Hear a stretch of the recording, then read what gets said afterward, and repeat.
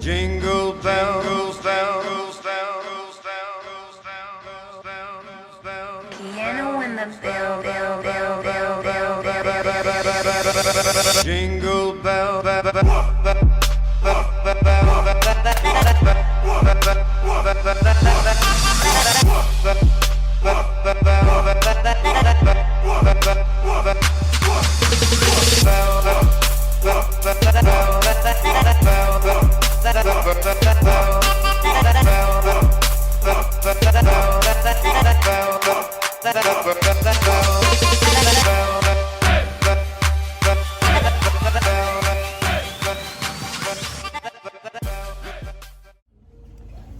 What's up, everybody? Welcome back to my channel.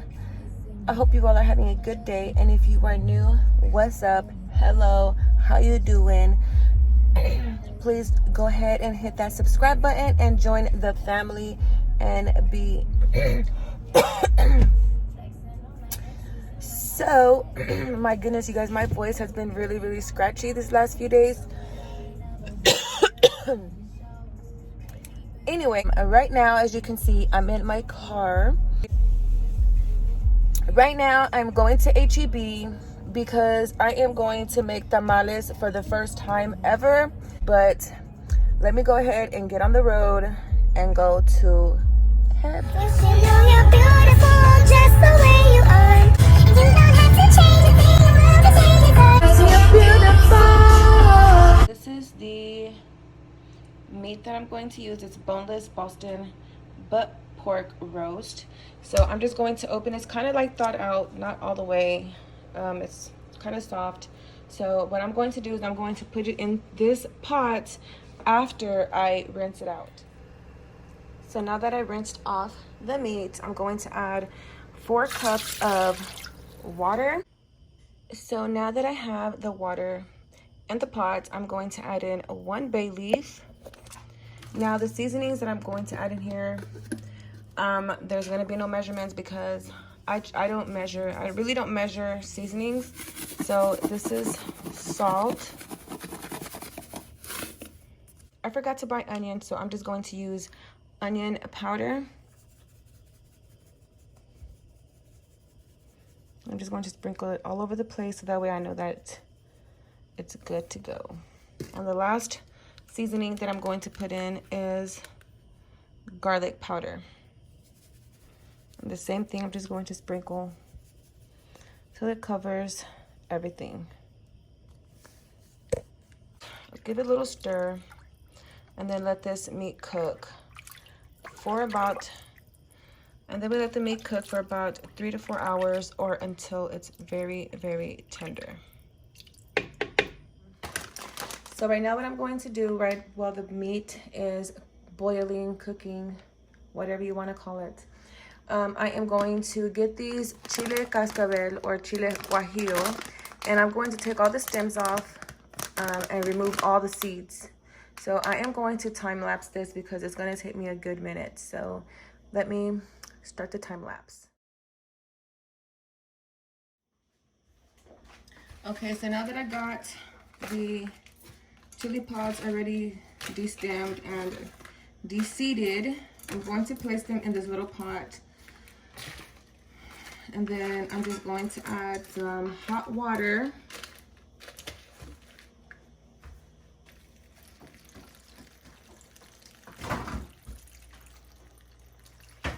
I'm gonna add a little bit more. And then what I'm going to do is I'm just going to grab the measuring cup and weigh it down and just let them get really soft. I did put the water in the microwave just so that it can get a little hotter. So now I'm just going to set this to the side and let's move on to the next step. Okay, so what I'm gonna do now, I have this pack of corn husk that I'm going to take out. And I'm going to just separate them. They're not really as dry like I usually know, because my mom, I used to go with my mom to the store and we used to do this all the time. They feel kind of damp, not as dry. But what I'm gonna do is I'm going to get some hot water, and I'm going to soak these corn husks.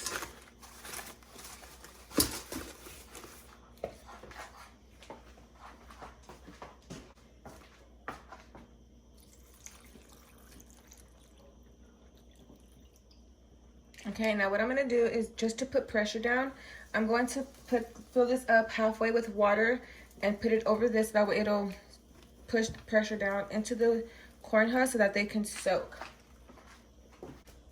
And I'm just going to grab this.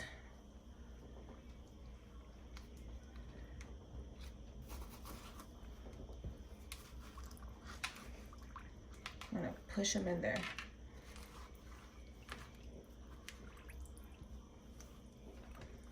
Gotta drown them so they can all soak and get soft. What you want for the corn husk to do is you want them to get soft. You don't want them to be dry because they'll be harder to work with. I'm gonna check on these whenever the meat is done. Like I said, the meat's gonna take about 3 to 4 hours. So I'm gonna check on these in about 3 to 4 hours. Well, actually in about 4 hours, because the meat's already been cooking for almost an hour already. So in about 4 hours, I'm going to check on these and then we'll go on from there. Okay, so now that these chilies are done soaking, I am going to start putting them into the blender. Just make sure that you drain them out before you put them in. And I don't mean throw away the water, just pat them down so that way a lot of water won't go in there. You're still gonna put some water, but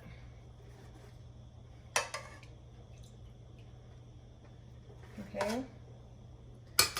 So then the water that's in here, I'm going to grab just a little bit with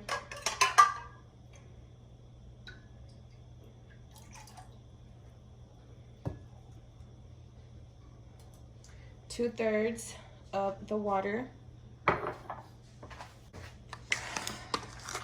I'm going to put some onion powder, some garlic powder. You guys, whenever I'm putting like seasonings in, I count to 5 and I say 1, 2, 3, 4, 5, and then I stop. And then I'm going to add the water.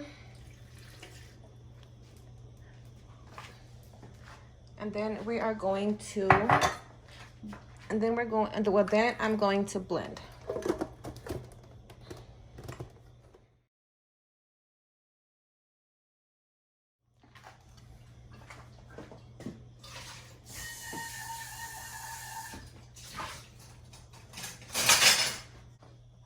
So now what I'm going to do is I have my little pot, and I did rinse it out, and then I have one of these little strainers so I can catch whatever little chili pods, whatever little chunks that didn't get blended. I'm going to get a spoon.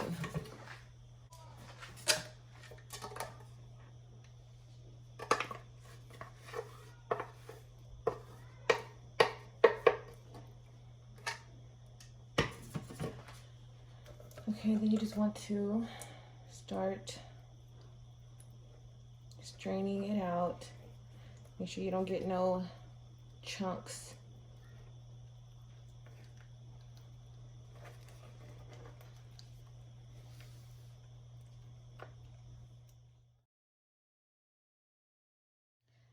So what I like to do is I like to try to blend this one more time. I got the little chunks of the chili pods. Then I have some of the water that came from the rest of the pot. And I'm just going to blend it one more time. So this is what I have left from the second time around. I'm just trying to get, it's not nearly as much as the first time, but I like to smush all of it out to make sure that I get all the juices out.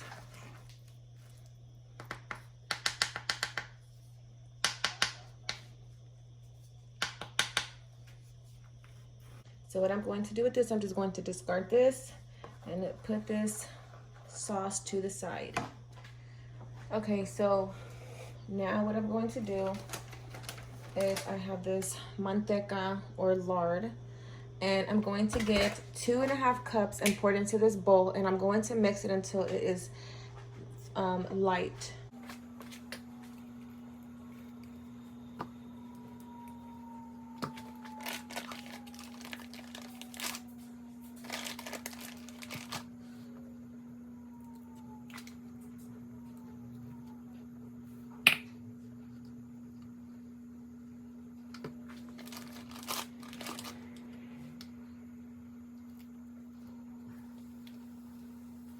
So now I'm just going to beat this until it's soft.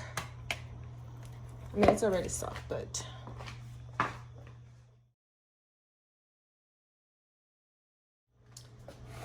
so now that I have this done, it looks like whipped cream. I'm going to grab 6 cups of this masa or maseca. And I am going to start slowly adding it into the lard. And as I'm doing that, I'm also going to be mixing in the broth that I had the pork cooked in.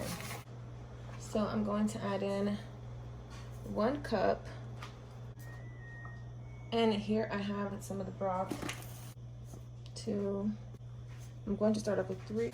I'm going to start off with 3 cups of the maseca, and I'm going to add a little bit of the broth,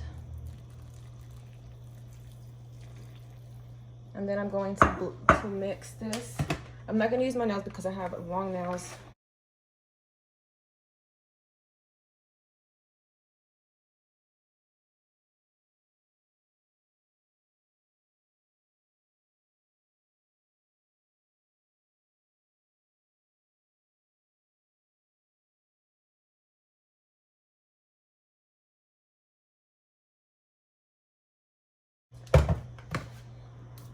You just grab a spatula and just continue to scrape off the sides. And whenever you're done, you want to taste the masa to make sure that you don't need any salt or anything in there.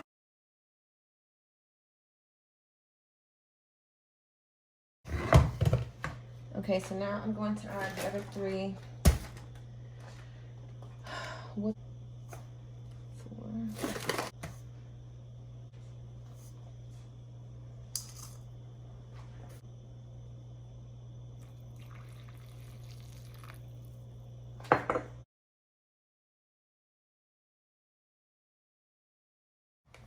And to give your masa color, so you remember that salsa the chili pods. Okay, I got 2 cups out of this, so I separated.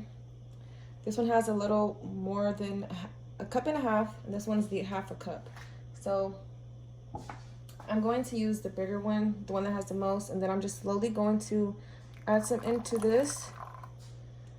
And as I'm blending and as I'm mixing, you will start seeing the color of the masa change.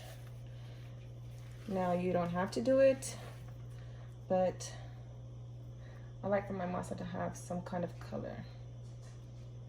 And we're gonna keep going. So I'll see you whenever this is done blending or mixing. Okay, so now I have the masa done, and as you can see, it is now like an orange color. Now, the way you can tell when your masa is done is you grab a small cup of water. Yes, my hands are clean. And you just grab a small amount of masa. You put it into the cup, and now if it floats, it's ready. And if it sinks, of course, it doesn't. So mine is ready. Alright, so here I had to do a voiceover because the kids were up in the living room. The husband was home and it was getting kind of loud. But anyways, it's been about 4 hours. I took the meat out, and as you can see, it is tender. It just falls apart. So I'm just going to put in my food processor and shred it up like that because it's faster that way for me.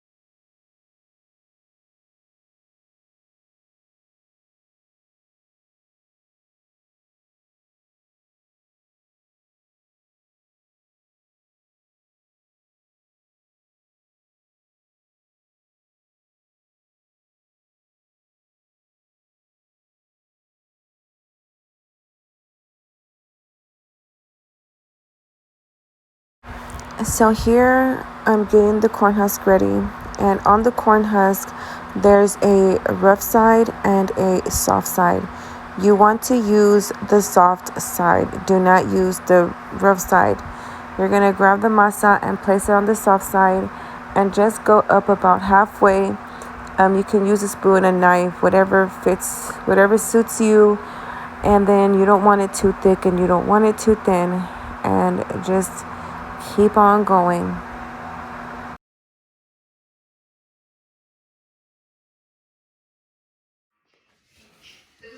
You guys, it is like 2:30 in the morning as I am doing this voiceover. So I'm really not trying to do voiceover because, as you can hear in the background, there's a lot of air. My husband is sleeping and he has to have like 100 fans on. So this is the reason why I'm not doing a voiceover. So I'm sorry that I was talking in the beginning of the video, but then the whole family came out to the living room and it was loud. So yeah, I'm sorry that I'm not doing a voiceover because, as you can hear, the fan.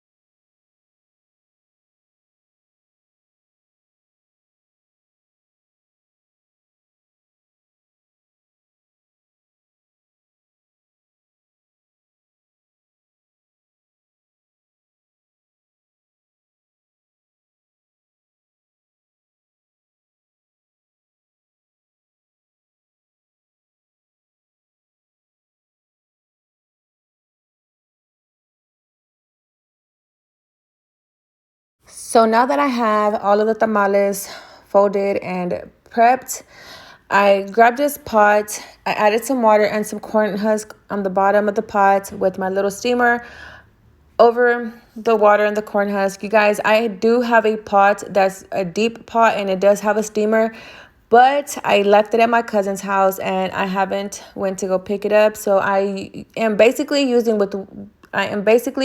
what I have here at home right now. This did work for me, but like I said, I do have a steamer pot. I just didn't have it here at home. So now what I'm doing is I'm adding corn husk around the little steamer. And then I am going to add the tamales in right side up. You want the opening to be upward, of course. And then the part that you folded in, you want that to go against the wall. You don't want the flap to go outward, because if you do, the tamales are going to come out no good and your masa and the meat is going to be all over your pot and you're going to have no tamales. But you will see here in a bit how I put in the tamales, and I also added a damp rag in the middle of the tamales, as you will also see, and then I added some rags and the lid over.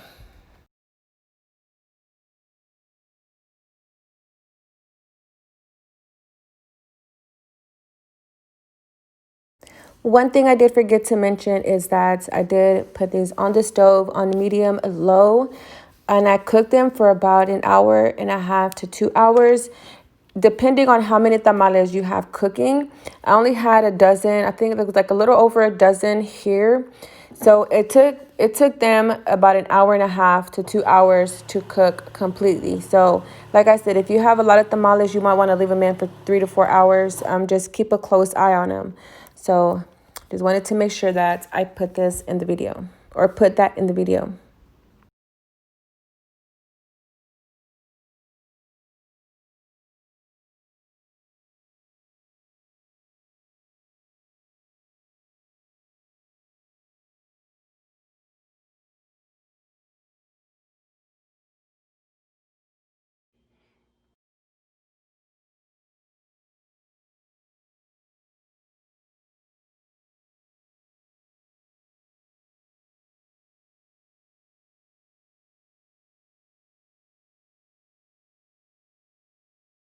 And this is what they look like once they get out of the pot.